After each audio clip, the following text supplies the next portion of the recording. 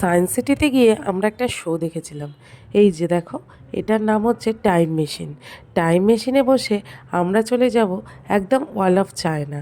হ্যাঁ, চায়নার সেই বিখ্যাত প্রাচীর, যেটা আমরা ইতিহাস বইয়ে পড়েছি, সেইখানে। তো একটা নতুন এক্সপিরিয়েন্স হলো। আমি এর আগে এটা করেছি, কিন্তু বাচ্চাদের এই প্রথম। তো দারুণ, মানে এত সুন্দর। দেখো, এই একটা শো শেষ হবে আর একটা শো শুরু হবে। তো একটা হচ্ছে, এইটা যেটা দেখাচ্ছি, টিকিটটা কেটে নিয়ে আমরা লাইনে দাঁড়িয়ে আছি, কারণ দুটো শোই এখন চলছে। তো একটা অফ হলেই আমরা টুক করে ঢুকে যাব। তো সেই জন্য আর ওয়েট আমরা করতে পারছি না, খুবই এক্সাইটেড।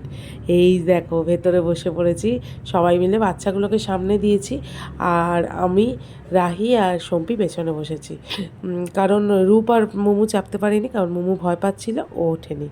তো দারুণ একটা মজা করে আমরা এই শোটা সবাই মিলে দেখলাম। এই দেখো, শুরু হয়ে গেছে, যেটা একদম ফার্স্ট সিন ছিল, তোমাদের দেখালাম। এই যে ভিডিওটার সাথে সাথে এই পুরো টাইম মেশিনের এই মেশিনটাও দুলছে। একটা পুরো মনে হচ্ছে আমরা যেন ওই রিক্সাটাতেই বসে আছি।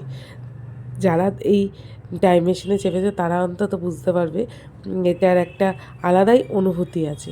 এই দেখো, আস্তে আস্তে স্পিড বেড়ে যাচ্ছে, আর তার সঙ্গে সঙ্গে মুভমেন্টও বাড়ছে।